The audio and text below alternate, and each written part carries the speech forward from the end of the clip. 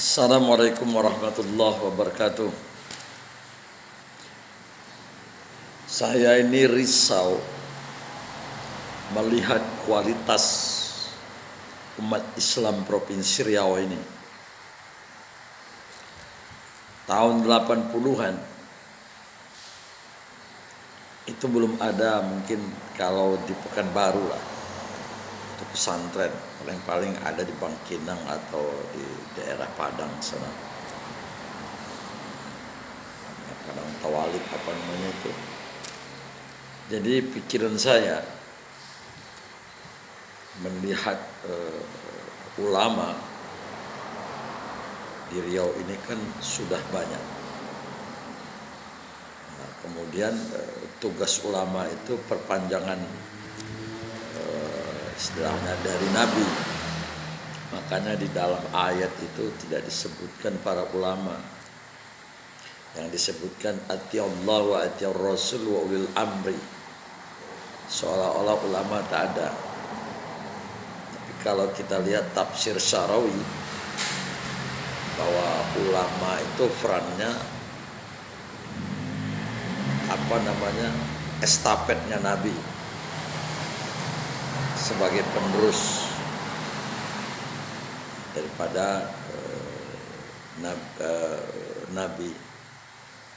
Karena itu kalau kita lihat surat At-Taubah yang terakhir itu, Nabi itu sangat empati, sangat bertanggung jawab terhadap perintah Allah yang terkumpul dalam dadanya.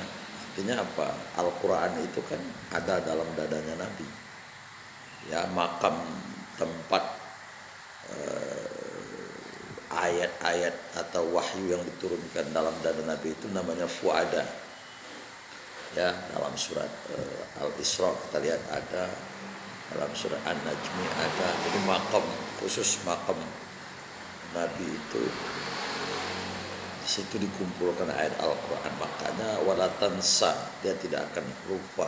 Sanuqri'uka falatansa. Jadi Allah yang membacakannya, tidak dengan kita. Yang saya ingin sampaikan, tanggung jawab itu hari ini seolah-olah memang kelihatan ada pesantren, tapi pesantren ini berapa yang bisa menyerap orang? Karena harganya mahal. Masuk pesantren itu kalau bukan baru ini, ya paling kurang itu puluhan juta lah, minimal 13 juta. Alasannya pembangunan. Ya, saya ini berpikir dari dulu ingin masuk pesantren tapi tak dapat. Kuliah bahasa Arabnya sekedar lah. Taulah fa'il maf'ul bih, isim taukid, isim jamid, taulah. Tapi tidak semahir orang-orang yang sudah diberikan oleh Allah anugerah rezeki orang tuanya, kemudian dia bisa kuliah ke Mesir, maunya dipermurah masuk pesantren itu. Di Jawa, di Medan itu 5 juta cuma. Nah, di Rohil contohnya ada adik kita Ahmad Hasan itu muridnya sekarang baru sekitar 5 tahun. Kemarin dia cerita-cerita sama saya, ya setahun yang lalu itu muridnya sedikit. Saya bilang, Anda itu berazam. Kalau kita sudah berperan atas nama Allah, atas nama Rasul, azamnya itu lillahi ta'ala, bersama Allah. Jadi kita harus memurahkan. Artinya kalau dalam ayat kita lihat, jangan kita perjualbelikan Islam ini. Jadi kita kasihan melihat umat Islam yang hari ini berantakan itu karena ilmu Islamnya nggak ada.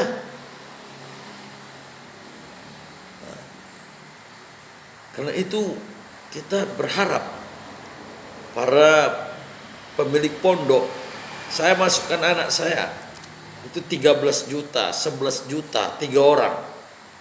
Nah, tapi dia yang tidak serius, ada 2 yang masih serius. Nah, tetapi bagaimana yang lain? Tahfiz, saya melihat sampai 6 juta. Saya tanya di sekeliling pondok itu, kenapa kalian nggak masuk tahfiz?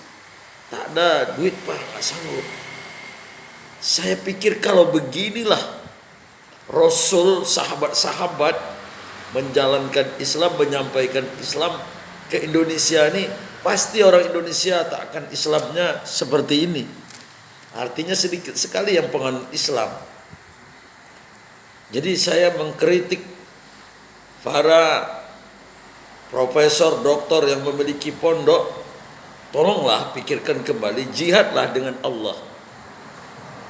Saya karena tak punya ilmu agama yang begitu, hanya sekedar kuliah di STIT.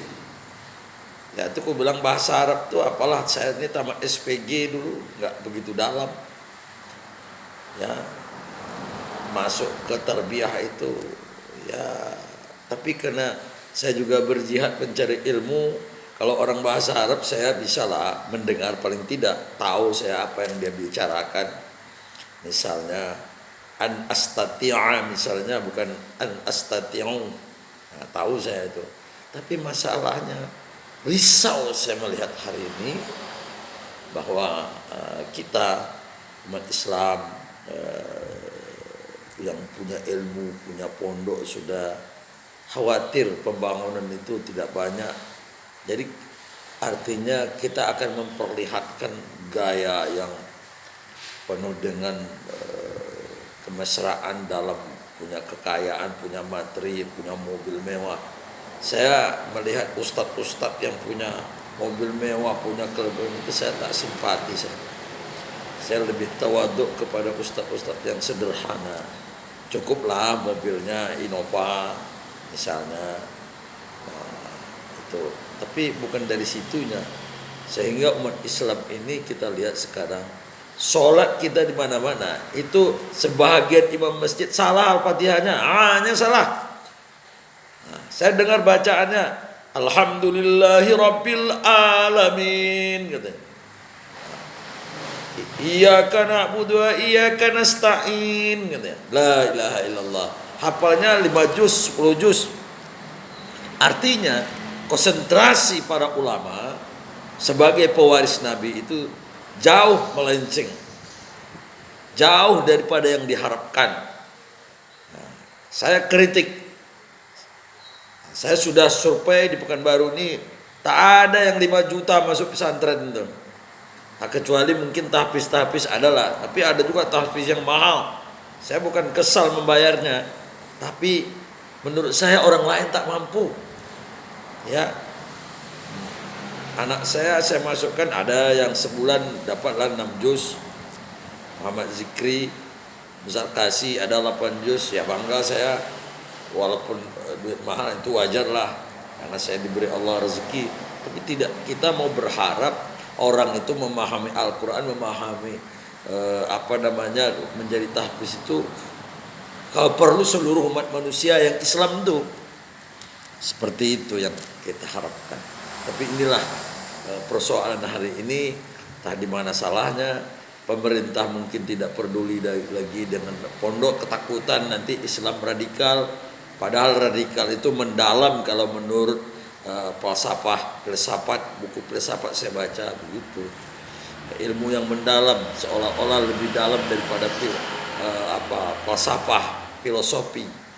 Jadi biasanya saya melihat orang yang dalam Islam itu dianggap radikal, itu aneh-aneh saja itu. Jadi demikian curhatan saya pagi ini. Assalamualaikum warahmatullahi wabarakatuh.